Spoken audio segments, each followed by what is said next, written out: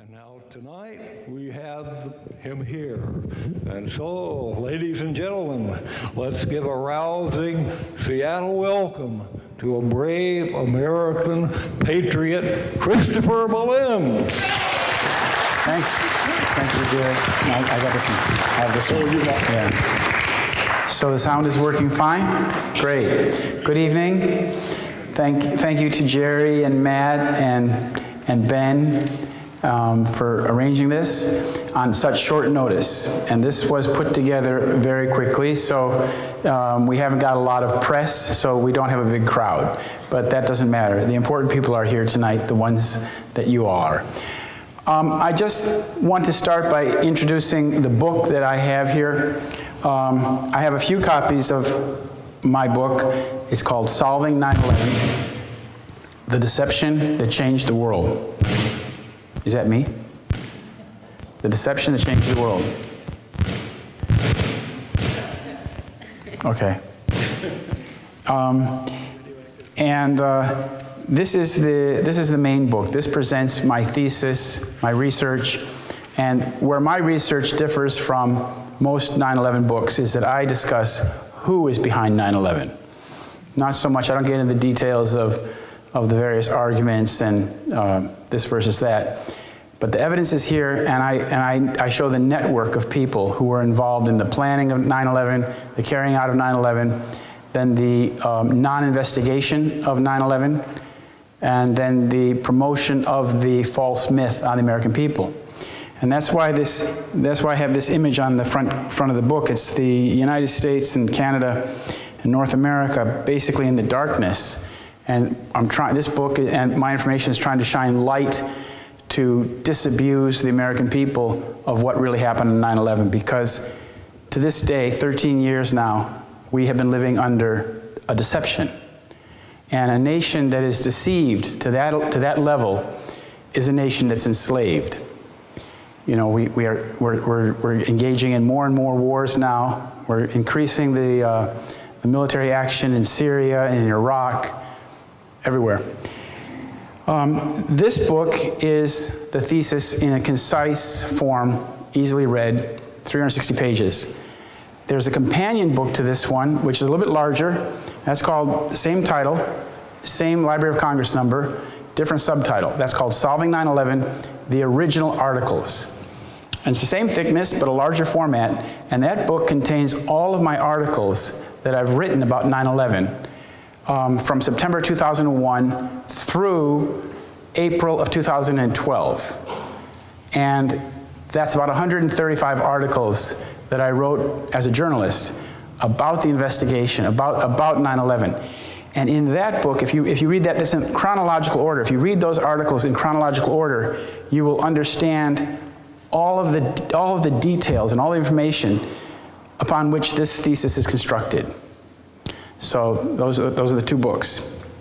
And then I also have a book from a colleague in Santa Barbara, California. His name is Jeff Gates. This book is called Guilt by Association: How Deception and Self-Deceit Took America to War. And this book is a very good companion book to my work, because I'll just read what it says on the back here, the first couple paragraphs, so you get an understanding what this book is about.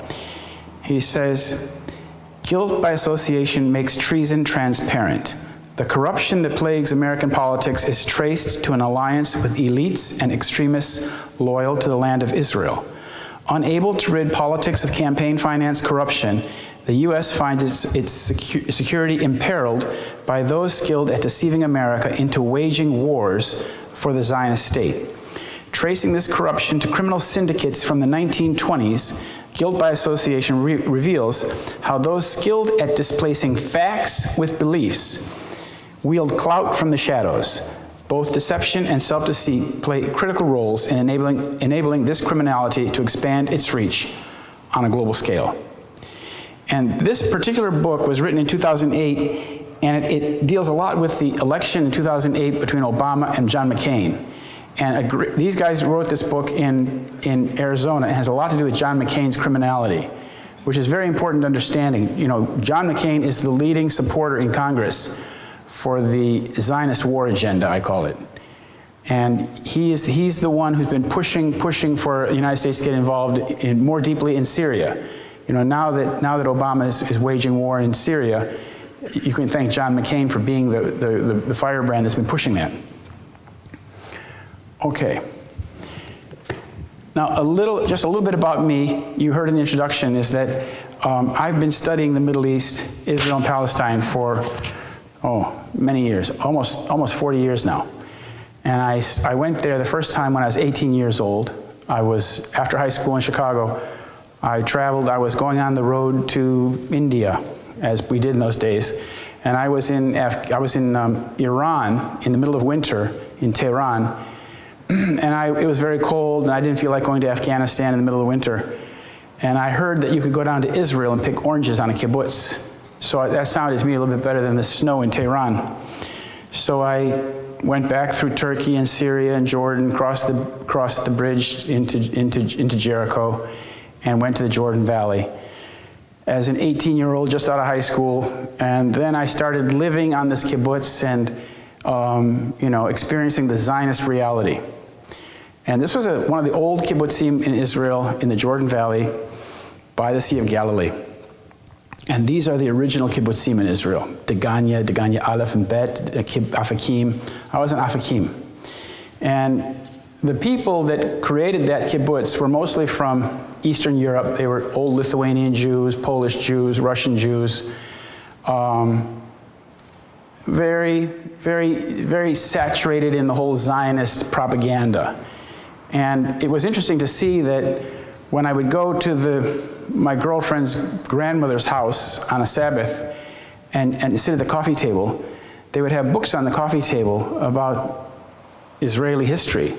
But when you looked at them, you could see that it was so blatantly propaganda. It was completely propaganda. And I realized then that the depth of the propaganda and the way that the Israelis themselves have been deceived about what Israel's all about. But of course, with the younger kids, you get a lot of give and take, and I used to sit around and argue on the kibbutz about the pluses and minuses of Zionism and how they were treating the Palestinian people.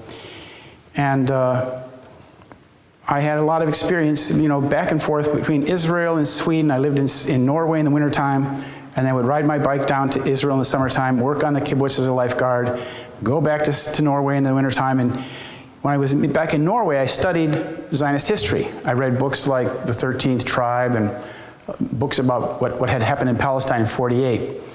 And so by the time I was 19 in Norway, I realized that this conflict, this Israeli-Palestinian conflict, is really the central conflict of our time. It's not a conflict that can be easily resolved. It's not something that's going to be resolved by some adjustment of territorial borders, because it's like a zero-sum game. The Israelis want it all. The Palestinians get nothing. It's the party that's in power in Israel today is basically the Likud coalition. And this is the coalition of people this coalition was created and came to power when I was living in Israel in 1976 and 77. And I remember that when they won the election, my Israeli girlfriend, she was very sad. She was crying and saying that she was a labor kibbutznik. She said, this is the day that Israel died, because the terrorists have taken power. The terrorists have come to power.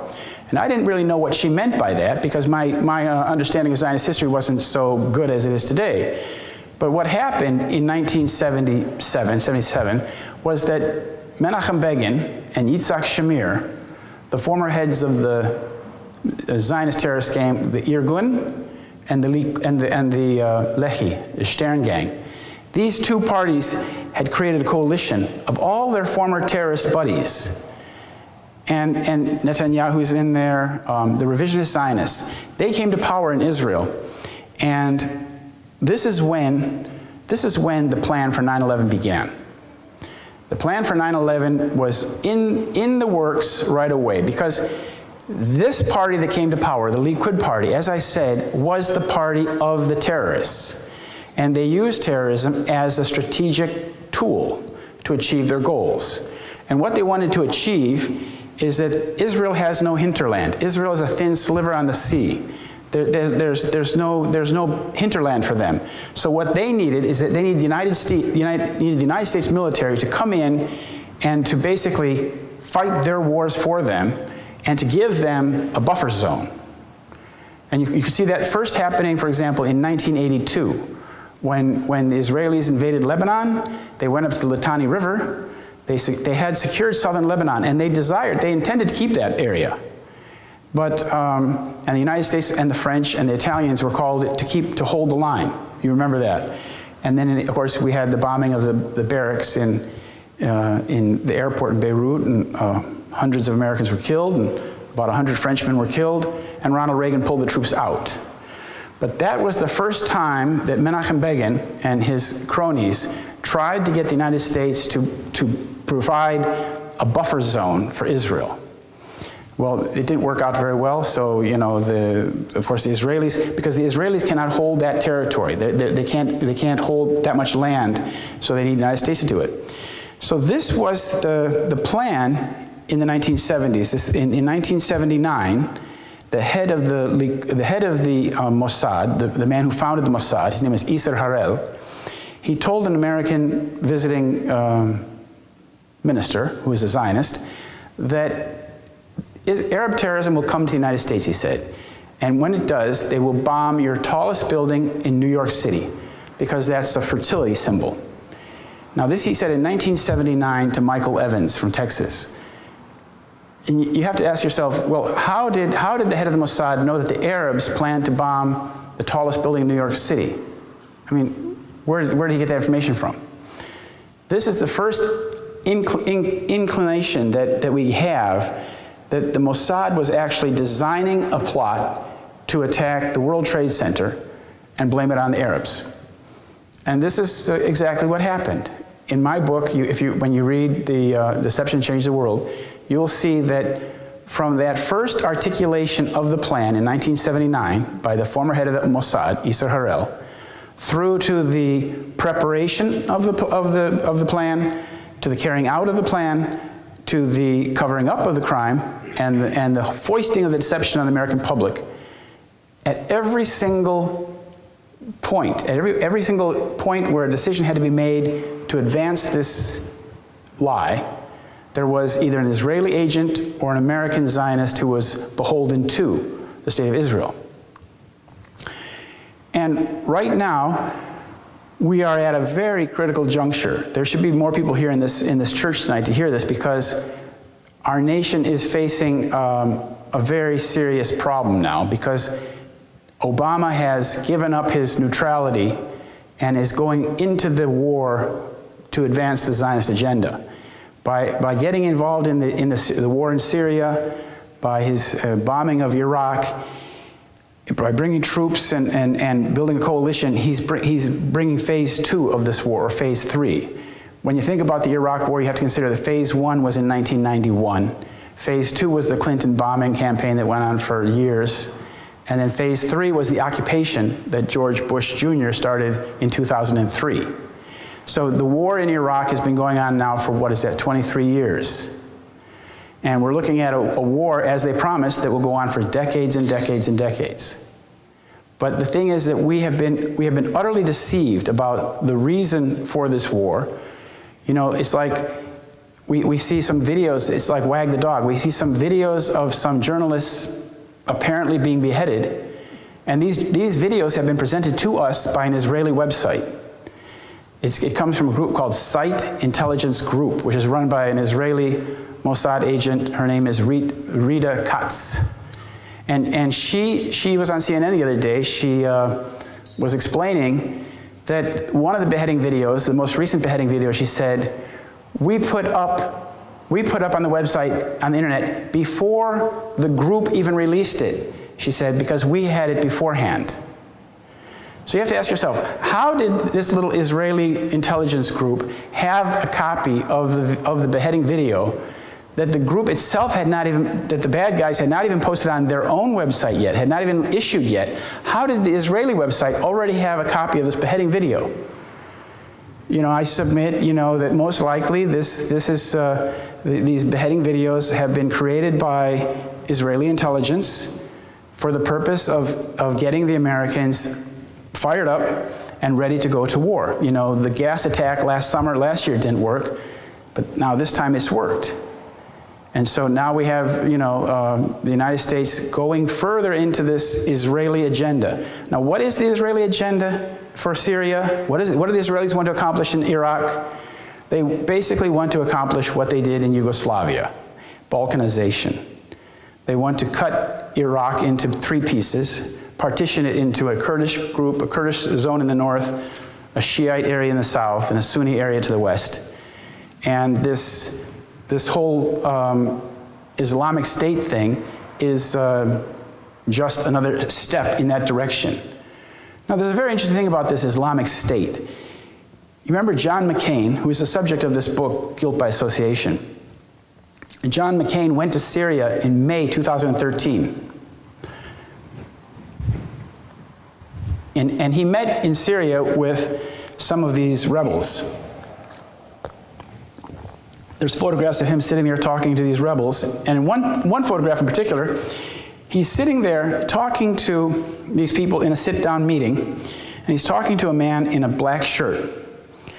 And that man in the black shirt is Abu Bakr al-Baghdadi, who is now today the Caliph of Islamic State.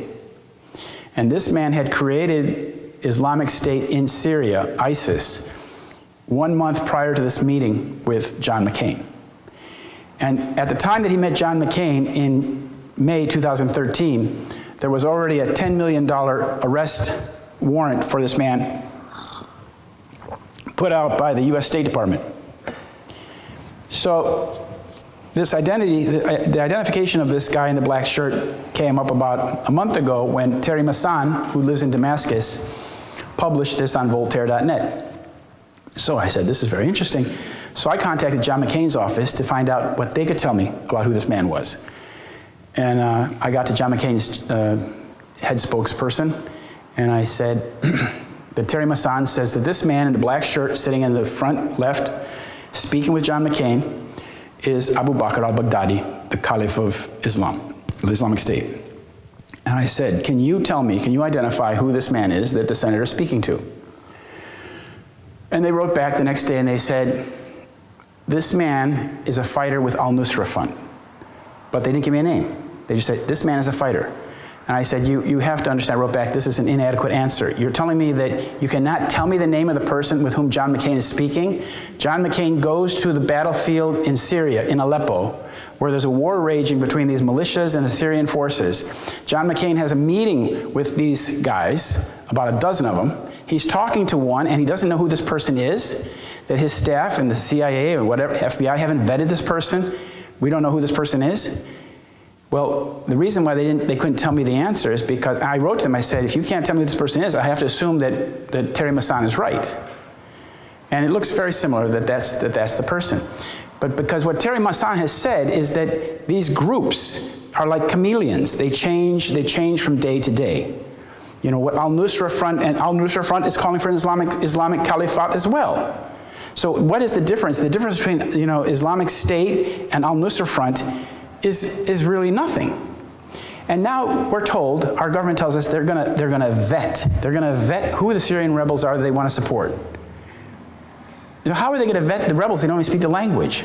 How are they going to know if this person is good and that person is bad, and what this person is going to do tomorrow, what this one person is going to do in a week from today? You see? So we're being led down a very, very dangerous path here in regards to Syria. And you notice the timing that President Obama announced the attack on Syria at a period of time when Congress is on holiday until November.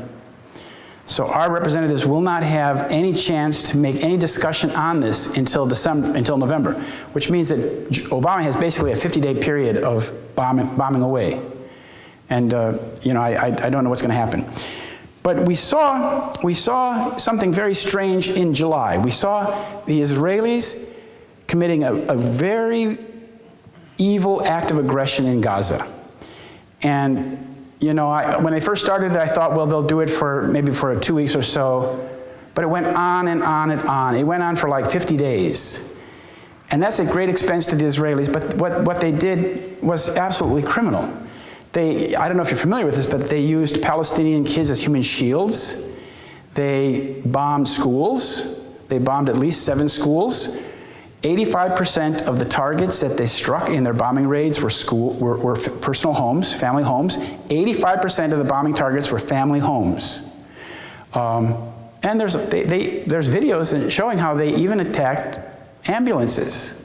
There was a scene where there's 3 ambulances come to a place where there's been a bombing attack, and these 3 Palestinian ambulances come up there, and the people are all gathering around, and then the Israeli military strikes the ambulances, blows them to smithereens, and all the people are just all bloody and everything. It's really awful. But this is not new. The Israelis have been attacking ambulances since 1982. If you're interested to know really what happened in Lebanon in 1982, I recommend getting a book. It's a photographic book. It's called Eyewitness Lebanon. Very hard to find, large format book of photographs of Lebanon, the Lebanon War, with captions. These photographs were never published. But it shows, for example, how in the Lebanon campaign in '82, the Israelis also arrested all the doctors and nurses, and they paraded them down the street. They took them away. They arrested them. You see, this is something that a Christian or an American can't understand. Why would the invading force arrest the doctors and nurses? Because they want to maximize casualties. This is something that Americans can't even fathom. It's so foreign to our way of thinking. But this is how Israelis think. You think, why would you strike an ambulance? That's a war crime. Why would you strike an ambulance that's gone to rescue somebody? That's what the Israelis do.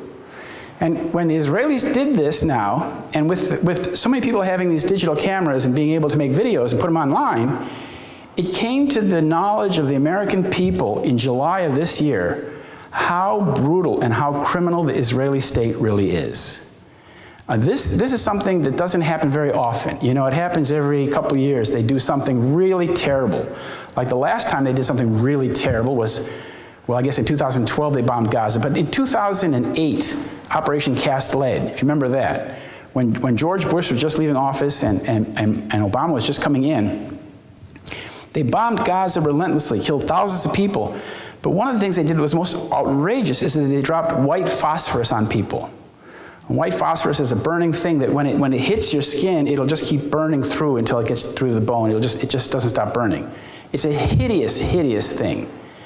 And of course, they were found guilty of war crimes, and Judge Goldstone from South Africa did a United Nations survey, a study of the crimes that Israel committed, and found that Israel had indeed committed serious war crimes. But now we could see, just 2 months ago, the Israelis doing this horrible, horrible criminal action, which is really genocide. It's a genocidal crime against the people of Palestine, against the people of Gaza Strip. And now we have September 11th. So some people who are familiar with my thesis could say, well, maybe Mr. Bollyn isn't far off on his analysis. If the Israelis can do that in Gaza, well, why wouldn't they do that in New York?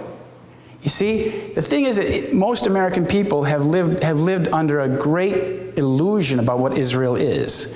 When I came back to this country after 3 years living in the Middle East, when I was 21 years old, I saw that the media was completely distorting the perception of what was happening in Israel.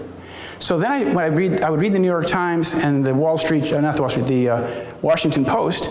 I would look for how they were twisting it and how they were distorting the reality and what information they were leaving out, because that's the important stuff.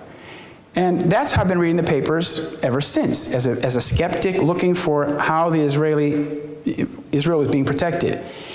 And I followed a number of their crimes and other crimes, cover-ups like the shooting down of Flight 800, TWA Flight 800 in 1996, the sinking of Estonia ship in 1994, in which 1,000 people went to the bottom of the ocean.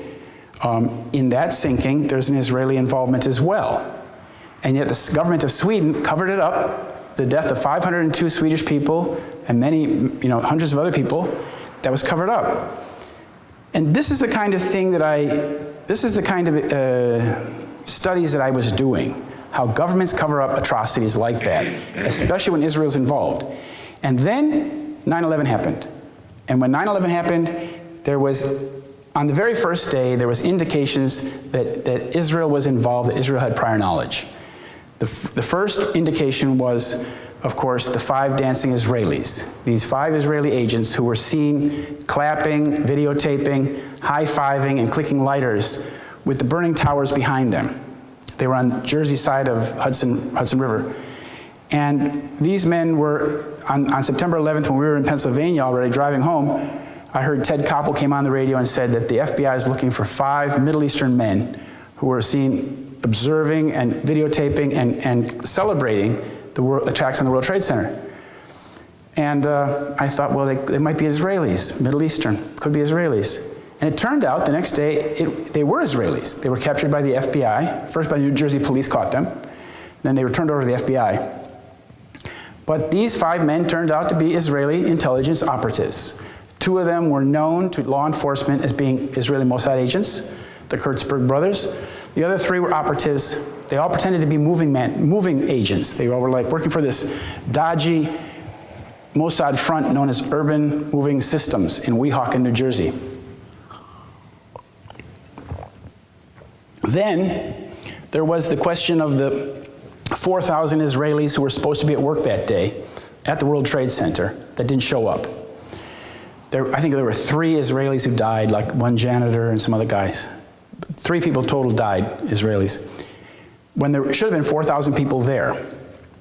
And there was a story that came out shortly after 9/11 about this Israeli instant messaging service that could convey a message to somebody, instant message, through various platforms, through your BlackBerry, through your pager, through your internet, through your whatever, your cell phone. If you were an Odigo subscriber, and the message was obviously sent in Hebrew, and probably they checked the buddy key, send this message to all people who speak Hebrew and who, well, the message was in Hebrew, and to Israeli nationals. So these people all got a warning message. And the interesting thing is the FBI went over there and met with the president of the company Odigo in Tel Aviv because he said that people in Israel had gotten this message, that something was going to happen to the World Trade Center. And Alex Diamandis, the vice president of the company, said that the warning was precise to the minute.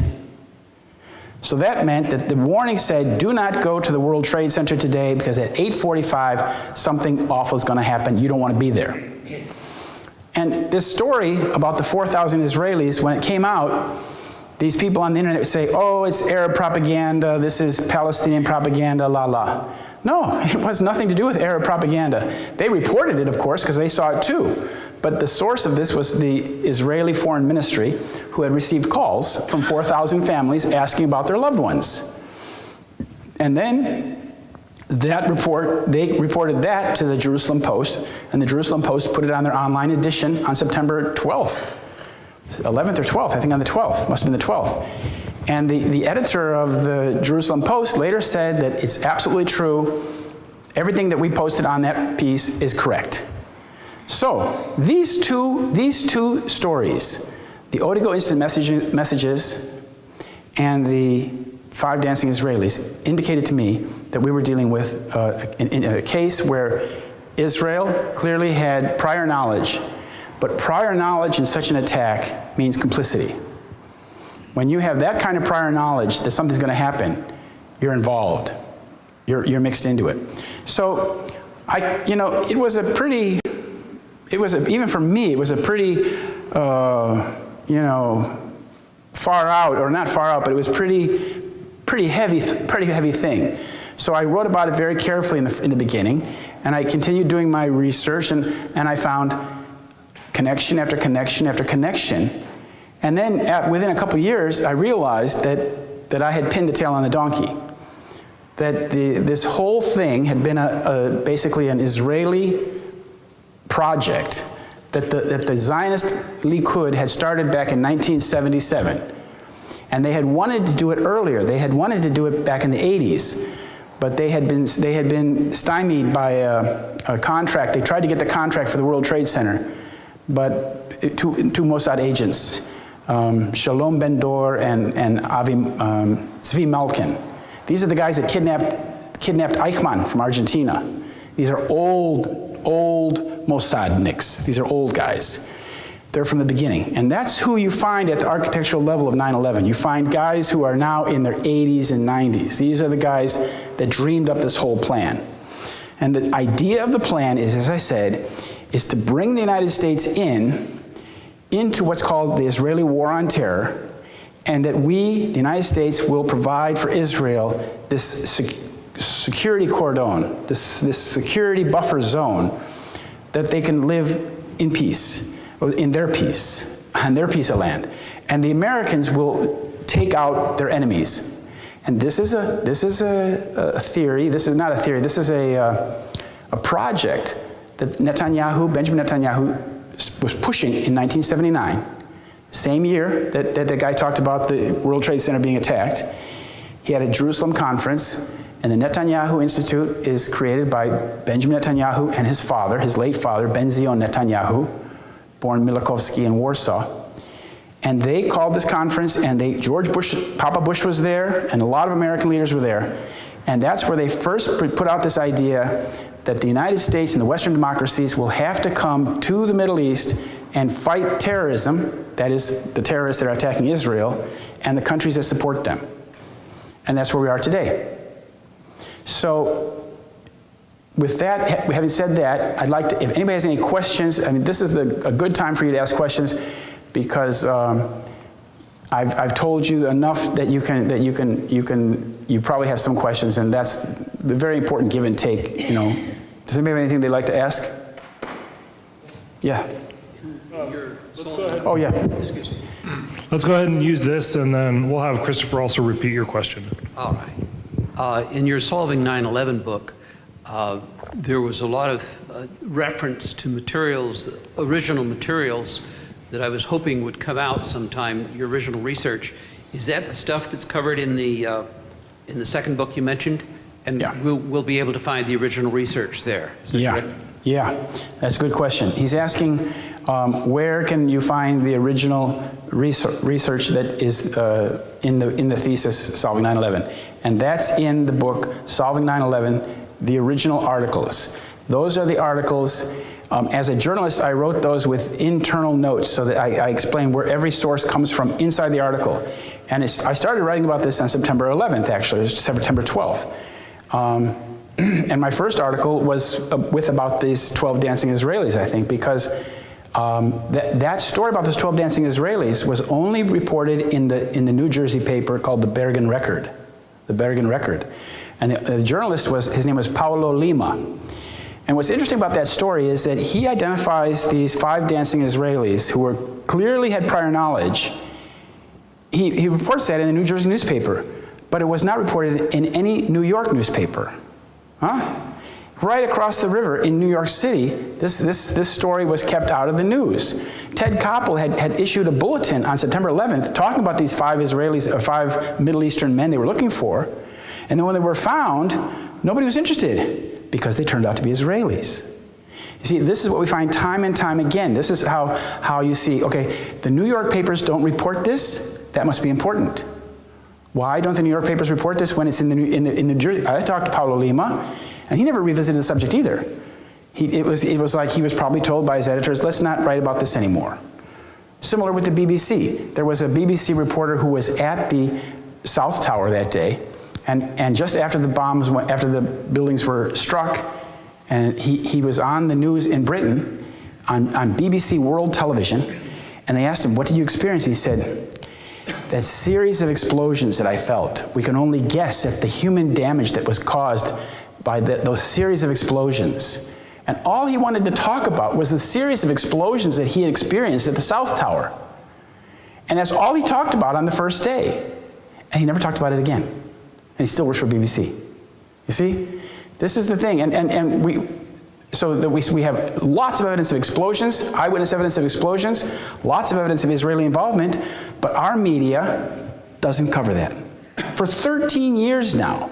So we're living in a nation where our government and media have protected the deception for 13 years because they are riding on that pack of lies, but that pack of lies can't go any further. The legs on that pack of lies are broken.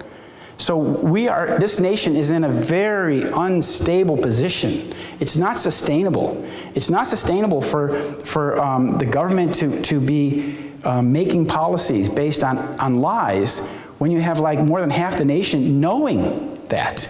There's a small group here today, but there are more than half the people in the United States know that the official version is not true.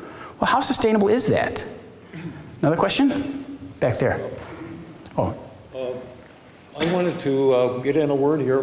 We're going to pass this around and hope to collect a little bit of money to support this. Oh, thank you. Okay. His travel expenses. Okay. Traveled all the way from Sweden to be here. Yeah, that's right.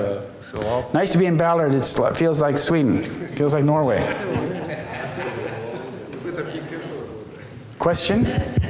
I keep wanting to find a brain, you know, the Zionist brain. You got us close with the what do you call it, the Mossadniks that are really old that designed it and architected it.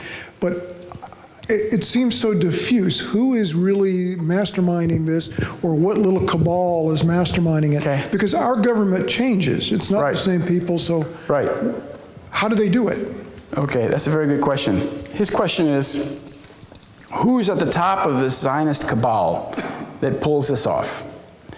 And this is a very good question, because there's two things you have to remember. In my opinion, the state of Israel is very powerful, and they have a lot of military know-how, and they have a lot of strategic know-how. But they also have a very big hinterland in the city of London, the city of New York, the city of Montreal, the city of Miami. They have the international Zionist network, thank you. For example, the International Order of B'nai B'rith. Just for your information, the man who made Obama president was Philip Morris Klutznick in 1992. His daughter, Betty Lou Saltzman, in 1992 said Barack Obama would be America's first black president. And that's what he became. And in 1992, Betty Lou Saltzman Klutznick, she's the daughter of Philip Morris Klutznick, who was the president of the International Order of B'nai B'rith, which is a Zionist Freemasonic organization. So when you talk about who's at the top, well, which agency are you talking about? When you're talking about the International Order of B'nai B'rith, which is international, secret, and Zionist, only open to Jews who are Zionists, you had Philip Morris Klutznick at the very top back in the 80s. But then when you talk about the Israeli planning, so the Israelis are more like the state and the operational arm. It's like the spear point of international Zionism. You know, you have the Rothschilds, and you have the people in London, and you have the British establishment, the British Zionist establishment. You have the people in Chicago, you have all these people. But the Israelis are like the focused power, the obvious power of that Zionist network. You see what I'm saying? There, we have people, key to this whole thing would be certainly Shimon Peres. Shimon Peres would be very close to the top. Ariel Sharon, to some degree, but he had tea with Mr. Peres, and then he had a coma shortly afterwards. I think he was perhaps thrown into a coma. But then you have Ehud Barak, he's near the top. Then you have a lot of people whose names wouldn't mean anything to you, because these are the heads of the Mossad, the heads of the Israeli intelligence, and there's many of them. But political leaders, you can see those guys. And Ehud Olmert, for example. Ehud Olmert was in New York City on September 11th. It's very strange. I found that in reading the Jerusalem Post sports page in an article about how he had been in New York City on September 10th, transacting a deal selling an Israeli football club, the Likud football club called Beitar, to a couple Israeli guys in New York City. That transaction occurred on September 10th, 2001 in New York City. The night before, he had been in Toronto at a United Jewish Appeal fundraiser. Well, what's most peculiar about this Ehud Olmert's visit to New York City is that he was the mayor at that time of the sister city of New York City, which is Jerusalem. He was also deputy prime minister of Israel. But his visit to New York City was kept completely secret. You know, certainly the FBI knew he was there, the US government knew he was there, the Giuliani knew he was there, New York police knew he was there, the media knew he was there, but nobody reported it. Why? And that afternoon, September 11th, a plane load, a 747 LL plane, left to Tel Aviv from New York City. The US Defense Department allowed a plane full of Israelis to leave New York City on September 11th. So I suppose Ehud Olmert was on that. Now, is Ehud Olmert in the top echelon of the planners? Probably is. Probably is. So these are the players. But I would say at the very top would have to be Shimon Peres today, of the people who are still alive. But there's many others. But the next question.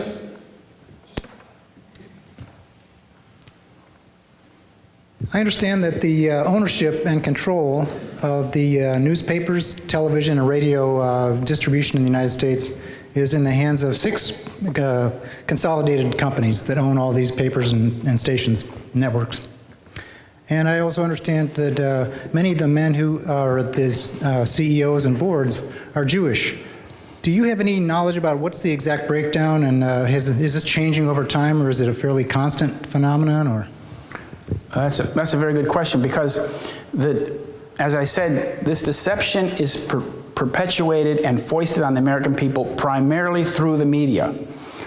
We are informed by the media, and we are deceived by the media. The media has betrayed us.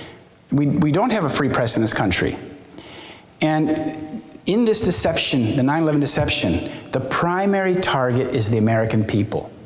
They don't care what the Palestinians think. They don't care what the Afghans think. The Afghans have no idea why we're in their country.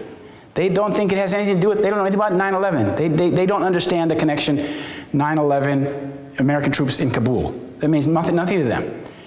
The Pakistanis, the Israelis, the deception is not aimed at them, it's at us. We are the target of this deception, which is why we are the ones who have to understand the deception and disabuse ourselves and our friends and our neighbors. That's the only way we're going to get out of this. Because if we are still mired in the deception, then we're trapped. Then we're trapped. We will not be able to figure our way out as individuals, as communities, or as a nation. You know, and the thing is about the ownership of the media. I met Rupert Murdoch once. I skied his family down from the mountain in Aspen. I talked to him when he was just coming to this country, and when he had just acquired the Chicago Sun-Times. And I talked to him a little bit and skied with his kids. And my question was, how does an Australian publisher of some little newspapers in Australia acquire the capital to come to the United States and take over hundreds of papers and television networks? This is what you have to understand. How this works, well, I've seen how it works in Estonia. I know the media mogul in Estonia.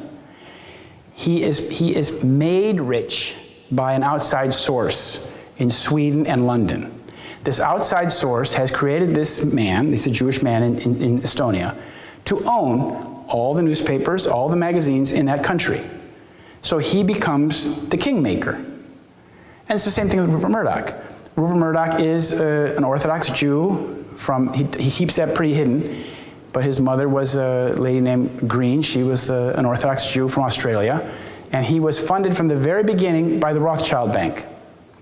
So they create him, and he becomes the vessel. He becomes their man in America. And so, for example, when the United States invaded Iraq, was preparing to invade Iraq in 2003, he owned 160 newspapers. And every one of his editors agreed with him about the need for American troops to go into Iraq. You see how it works? So the readers of all those newspapers in America and Canada and Britain say, yeah, I guess we should go to Iraq. Hey, that makes sense. Because most people, most Americans aren't that savvy when they read the newspaper. They don't put their critical thinking and say, well, maybe these guys are trying to convince us of something.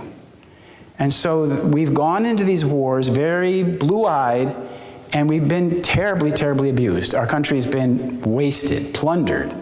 They've taken trillions of dollars. They've killed thousands of our people and many, many thousands of those people over there. And they have taken this country one big step back. And you know, this is my first time in America in 7 years, but I have never been in a country that is so militarized in my life. You know, it's frightful.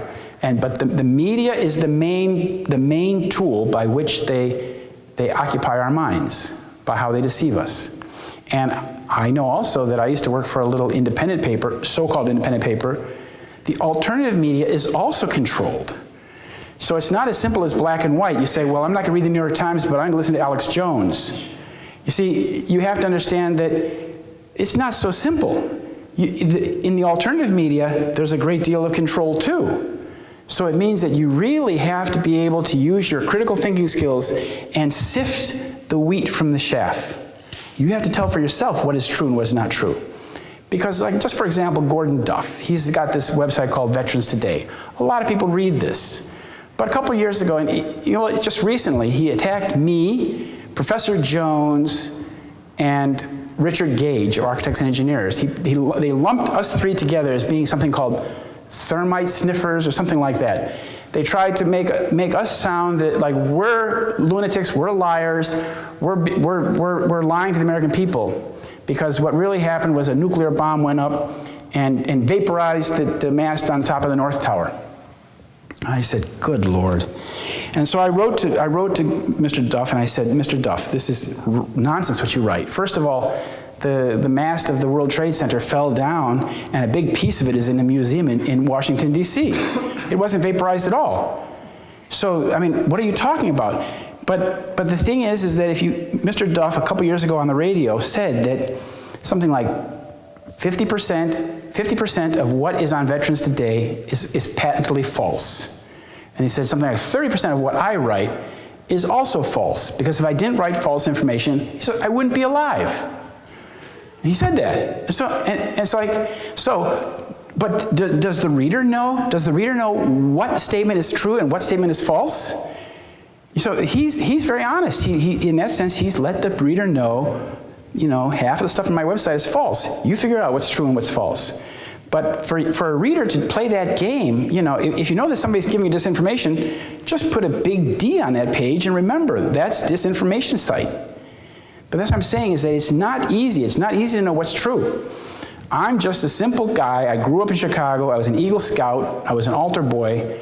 I had all this experience in the Middle East. And I learned a lot about Israelis because I lived there a lot, and I had an Israeli girlfriend. I married her, and I've worked with those people, and I saw how they operate. And, you know, I was in this kind of lucky situation that when 9/11 happened, I was very tuned in to Israeli false flag behavior. I'd seen it many times. I'd seen how they did it on the USS Liberty. I'd seen how they did it in Egypt on the Lavon affair in the 1950s.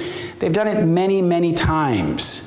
For example, when they blew up the Marine barracks in Beirut, the Israelis knew exactly what truck was going to carry the bomb. They knew what truck, what color, what type, what license number, where it was coming from. They knew everything. But they only gave the Americans the skinniest information. Beware of trucks, something like that, huh? Beware of trucks. But they knew exactly it was a Mercedes truck, coming from Bekaa Valley. The truck came, blew up, killed 180 Americans.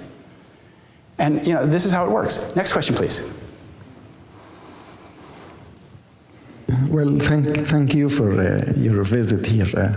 I am a member of the Architects and Engineers for 9/11 Truth. I am Ibrahim Saudi, and I have been interviewed actually by Jim Fitzer on his radio program, I think 3 times so far, and also with Kevin Barrett as well. I succeeded lately in convincing Jim Fitzer to stop his attacks on Richard Gage and stuff like that, and he actually has given me a written statement that he is willing to work again with Stephen Jones and Architects and Engineers. I have that in writing actually, and some people in the room here has seen it. Good. So I am actually willing to play the wise guy kind of thing. Strange that I'm the one with the accent and I'm the youngest member in the whole group, and then I am the one to pull the... Good. So I would like to have your pledge, please, to work with me to try to do your part, and let's not waste our energy with what Gordon Duff says. No, let's play smart. We are actually now, like you said, in a very critical time in history. Right. And unless we wake up, we might actually, like humanity might never come back from what's happening now. And I'm really worried. That's good. So I need your pledge in front of the people here that you will work with people like me in order to bring the splintered, the 9/11 groups, pilots and lawyers. And we need to come together, grow up, and really, because if we just stick to little groups, Okay, I understand. Okay. That's number one. This is far more important than a question, Bill. Okay, go on. And the other thing is, one thing just about what you said that needs a little... intelligence agents are supposed to be really smart and professionals, And I find the Israelis dancing while the event is just kind of like, you don't expect professionals to do something like that. So don't you think that this is kind of like strange that those were supposed to be professionals who knew everything, and then all of a sudden they are acting like idiots dancing? Okay, I understand. I'll take the second question first. These guys were in a van that tested positive for explosives. When the van was stopped by the New Jersey police did a test in the field, and the van tested positive for explosives. These men also carried several similar passports in their socks, $5,000 tucked away, box cutters, and they told the police that they had been on West Avenue that morning. They had been by the World Trade Center that morning. These guys worked with a company that was clearly tied in to the logistics of 9/11. They may have put the explosives in the building. They may have been part of the team.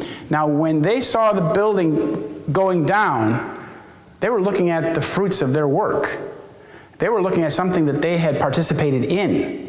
So they said, "Yeah, good job! Wow!" They didn't expect to be seen. They didn't expect anybody would see them. It's some lady who just looked out her window from above and saw them, and she called the police. She said she thought it was odd, but she's the only one that called. If she hadn't been there, nobody would have called. If I hadn't written these books, nobody would be telling you about the Israeli role in 9/11. Nobody. Because there was nobody else doing this research at all in 2005, 2006, when I was attacked by the police. I was the only person who has pursued this avenue of research at all. Now you'll read many places where people repeat my findings without giving me credit. But all of this investigation that has pinned the tail on the Israeli donkey was done by me. I know, because there's nobody else. Now your first question was, about this Fetzer and this stuff. My basic attitude is that, I've told Mr. Fetzer this before. If Mr. Fetzer thinks nuclear bombs were put in the building, find a nuclear scientist, write a peer-reviewed paper, and get it published. Simple. He's a professor of history of science. He knows that's how it's done. Do it. Same with Judy Wood. If Judy Wood thinks that Buck Rogers beam weapons from space or from here pulverized the towers and made everything get pulverized, write a scientific paper. Find some experts who are experts in that field, scientists, write a peer-reviewed paper, and get it published in a journal. That's what Professor Jones, I worked with Professor Jones on this. I brought the scientific documents from California to him, where we found the tiny iron-rich spheres in the dust. And then he found that he wanted to get samples of the dust. He finally got 6 samples of the dust. He found in the samples of the dust these little chips that, when they were heated up to 420 degrees Celsius, went off with a bang. And the energy yield of those chips is higher than any known explosive. Now, I got an email from Mr. Fetzer just today, and he's still poo-pooing this whole thing about the energy release of nanothermite. Well, and when I present scientific documents, papers about the energy yield of nanothermite to Mr. Fetzer and to Mr. Duff, they say, Bollyn's evidence is paper thin. It's from the Department of Defense, for crying out loud. Well, what I'm talking about is instead of us splintering ourselves because everyone has a theory of what happened, let's actually focus on our agreement, which is the official story is a pile. Of course. That's what we need. Of course, I understand. The official story, we all know the official story is false. And I agree with that. I have no qualms with that. But when people attack me and Professor Jones and Richard Gage and call us names and say that we're fraudsters, then I have to defend myself. That's all. That's all. Next question. That man there. Thank you. I have seen and read evidence of Israeli foreknowledge of September 11th. So grant that. But then there are a lot of other levels of complicity. That's what I'd like you to address. In particular, from what I hear you speaking of now, it sounds as if you believe that Israel did the entire thing.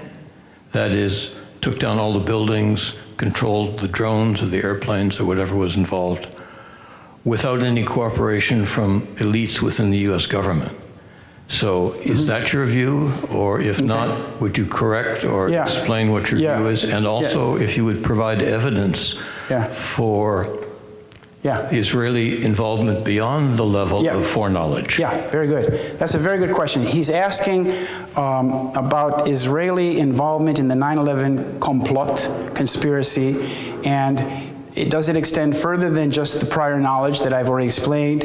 And are American elites or other elites involved in this wittingly?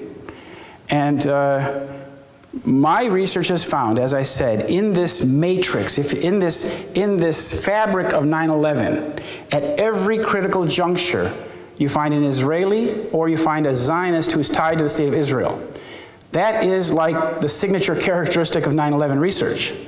So what it indicates to me is that the whole thing was set up very elaborately, very sophisticated over a long period of time. And so, but where it really becomes very clear, as you said, beyond the prior knowledge, is in the cover-up. For example, all that was left at the World Trade Center after 9/11 was basically dust and steel. This is what the guys that were picking it up said, just dust and steel. Okay, we saw the dust, we found nanothermite in the dust, we found molten metal balls in the dust. That's the characteristic of the World Trade Center dust. The steel, on the other hand, was the crime scene where 2,700 people were cooked alive. They were cooked alive in that building. That's very hard to understand or to fathom, but we know that's what happened because, for example, on the South Tower, where the plane crashed in, about 10 minutes before the building came down, the floor broke, 82nd floor broke, and molten iron started to pour off the building at the east corner of the building. And it just starts pouring off the building like a cascade, just white hot molten steel, molten iron, tons of it.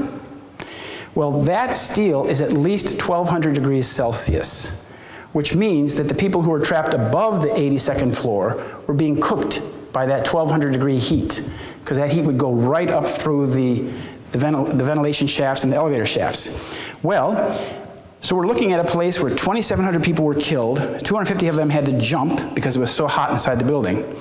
But rather than treating that crime scene as a crime scene, the steel was recycled quickly. It was sent to 2 Zionist-owned junkyards in New Jersey, where the steel was cut into pieces 5 feet and shorter, mixed with other scrap, and sent to Asia.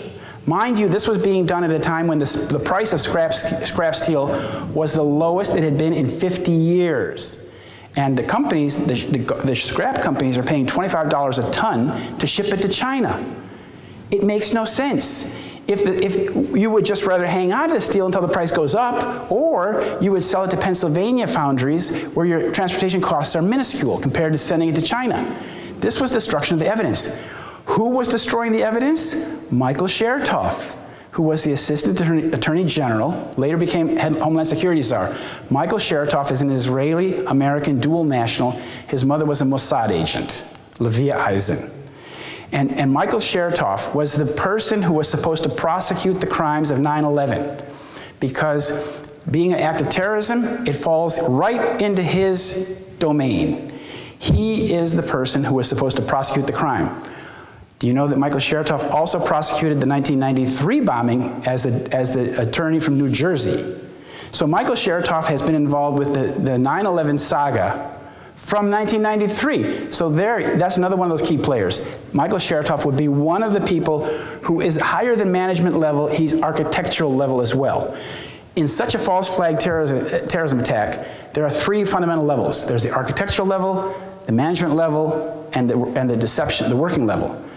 For example, the 19 terrorists, they're part of the deception. They're the working level. Patsies, even.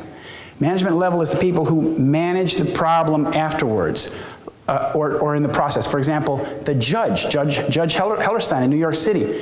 There were 96 families that did not take the government payout.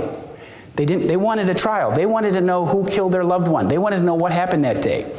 The main defendant in the 9/11 tort litigation was an Israeli company owned by one of Gilad Atzmon's cousins, Menachem Atzmon, a criminal in Israel, a Likud criminal who went to jail. I even think he went to jail for fraud. After he got out of the problems in Israel, he went to Holland and started this company, International Consultants on Targeted Security. They provide airport security around America. Their company, Huntley USA, was the company that let those 19 Arabs on the plane in Boston and Dulles. So they were the number one key defendant. Judge Hellerstein, though, he dismissed them. He said, well, you're just the parent company. It doesn't matter. You can go home. So what Judge Hellerstein did is, as he was waging his war of attrition against those 96 families, one family at a time, settle that family, settle that family, settle that family. It turned out about a year ago or so, there was only one family left, the Bavis family from Boston. They finally settled because the 9/11 litigation had been cut down so that it became meaningless.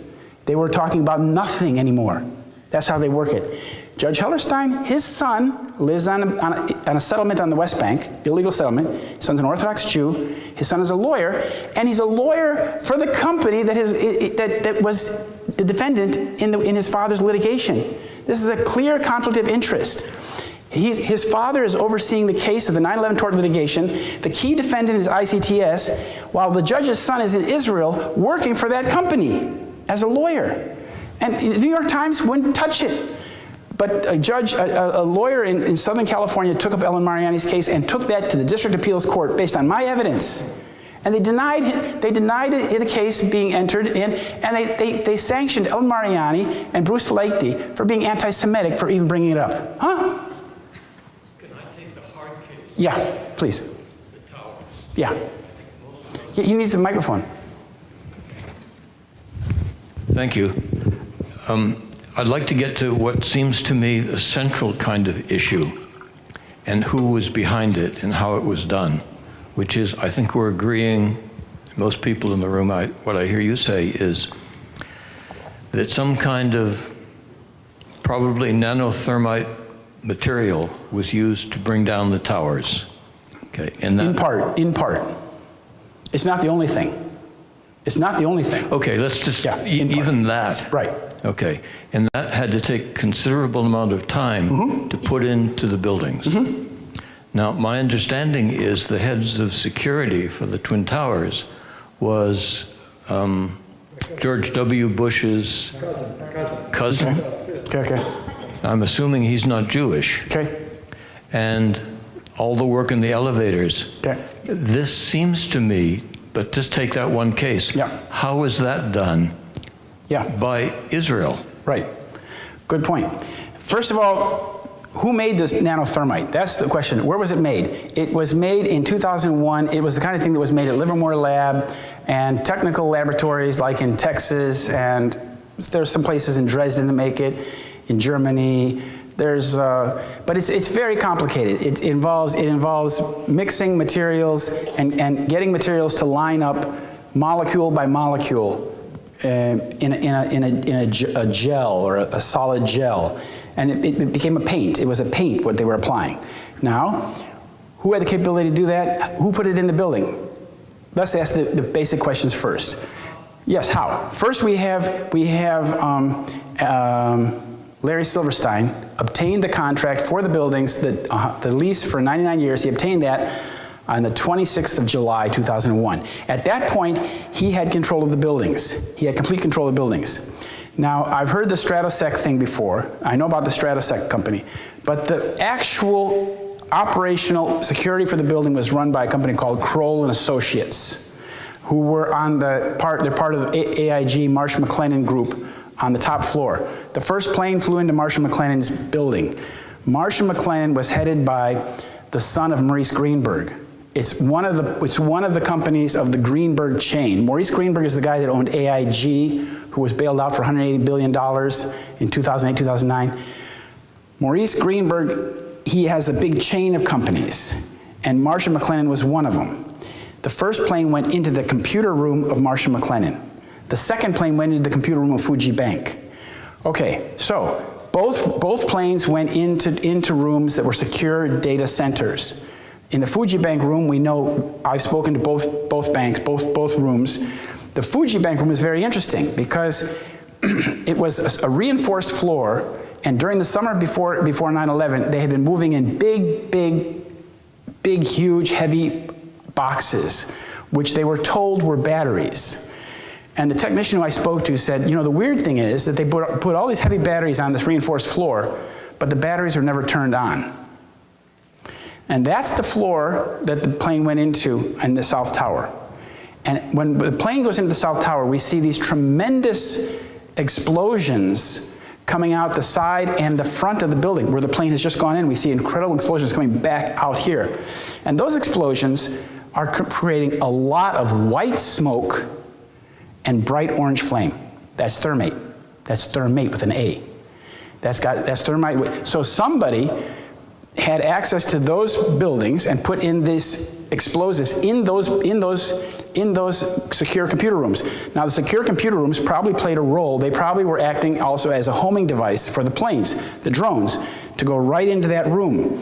But you had to have these explosives in the room to create the spectacle. You had to have that spectacle.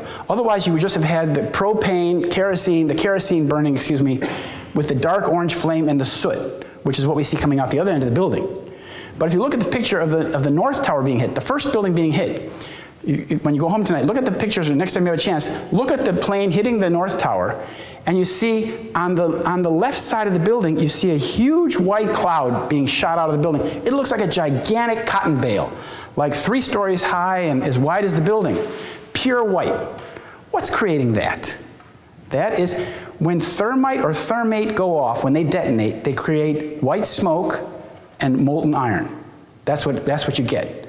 And so that's not nanothermite, that's just thermate. It's used in Hollywood spectacles. So who put this in there? Who got into the World Trade Center and spray painted or applied this stuff inside the elevator shafts? Who could have done that? Ask Larry Silverstein.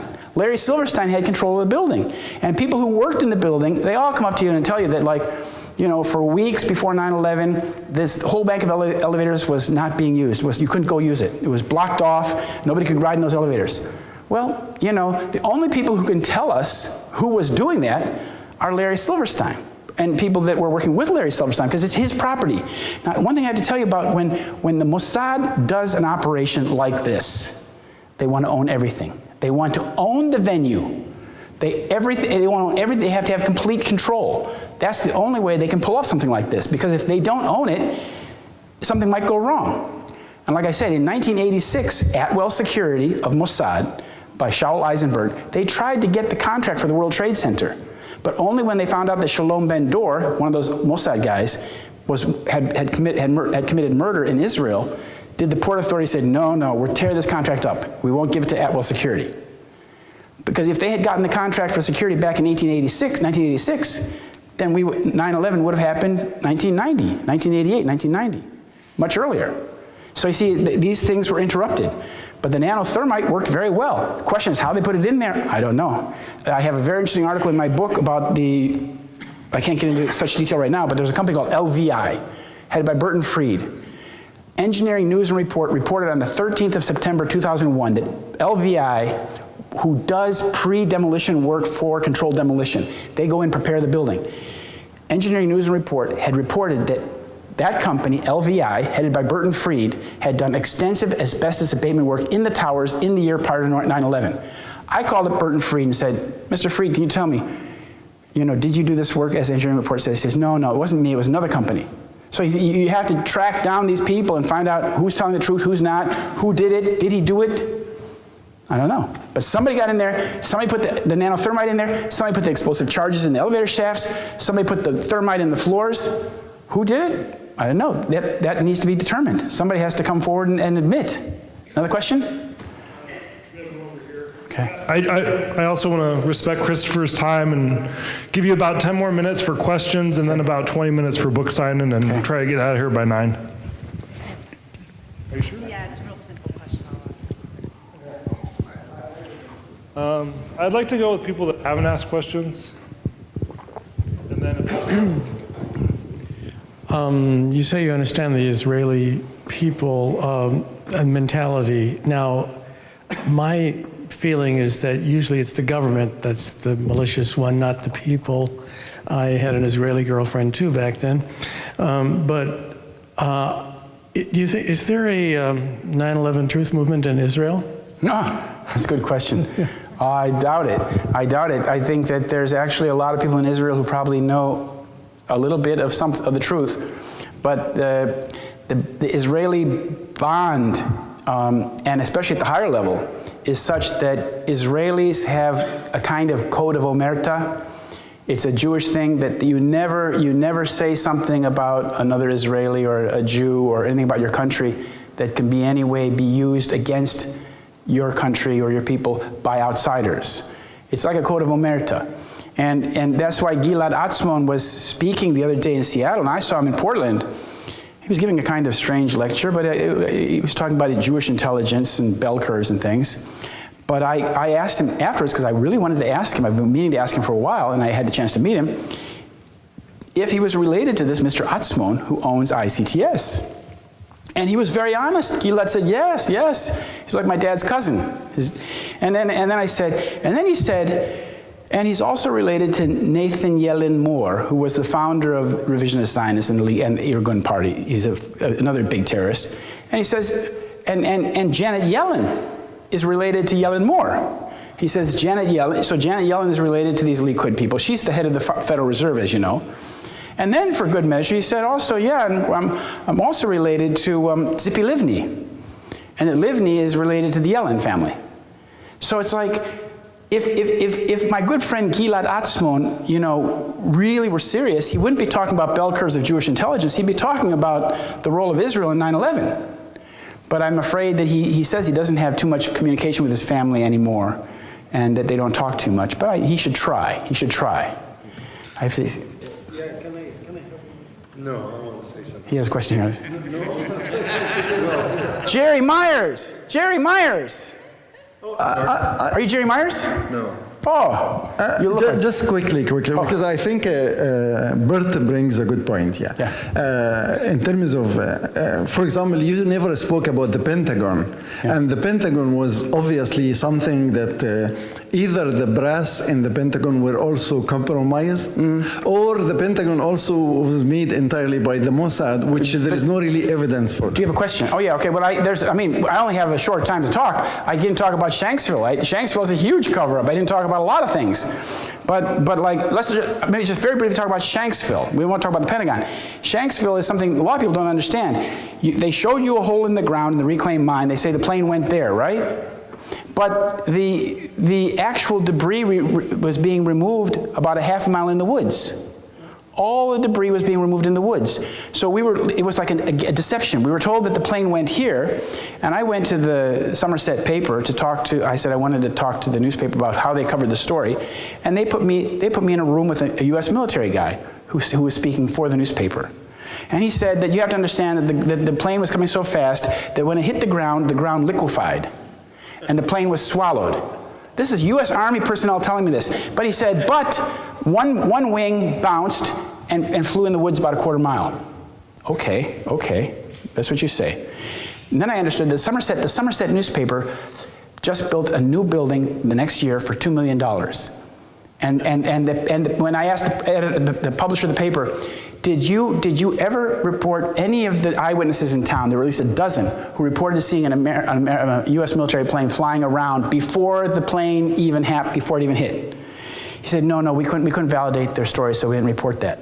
You see, that's how they got the $2 million for the new building, by not saying anything that would offend the U.S. military or the U.S. government. But the thing about Shanksville is that I found out that this debris was found, it's in the book, the debris was found around the Hoover's the Hoover's cabins in the woods. Reverend Hoover is a Lutheran minister, his son Barry Hoover lived in the woods.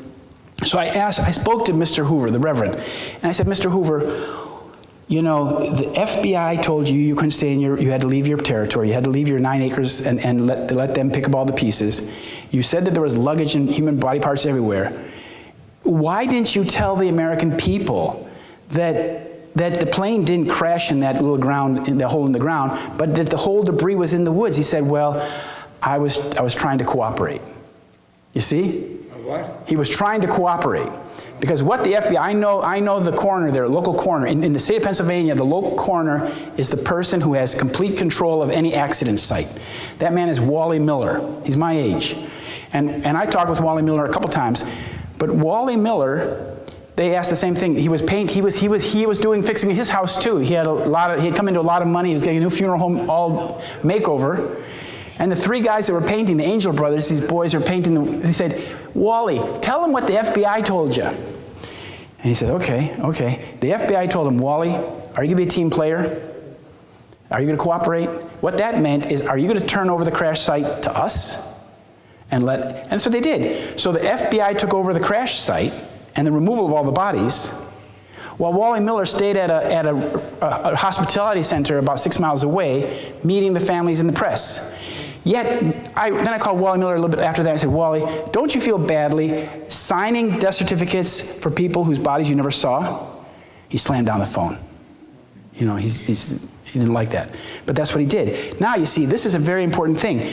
So, why was the government hiding the fact that all the debris of Flight 93 was over there? Well, this is a very important question, because we Associated Press reported that Flight 93 landed in Cleveland that morning. Before it crashed, they said it landed in Cleveland. And the Associated Press issued this statement, and they said that United Airlines had even identified the plane as United Flight 93. So some monkey business happened in Cleveland. So what I'm saying, what might have happened is that the planes 175 and Flight 11 may very well have been unified as one flight, may have landed in Cleveland, and the various people, the victims, were put on one plane, which was then shot down over there in Shanksville. Because the people in Shanksville all talk about that screaming thing that went over their head and the huge explosion. So something happened in Shanksville, and this is like the most obvious cover-up. You know, the Shanksville is the most obvious one. The Pentagon is also very obvious. But it's one big, bloody, sordid saga. Any more questions? One thing, that lady has one. We're at time already. Okay. Because we want to give some time for book signing. So, yeah, just come up and you can ask some questions during the book signing. But I have a couple books here. I have, thank you very much. Yeah, please, everyone, thank him. This is my card. Okay. And I want Thank you for coming. Okay. $20.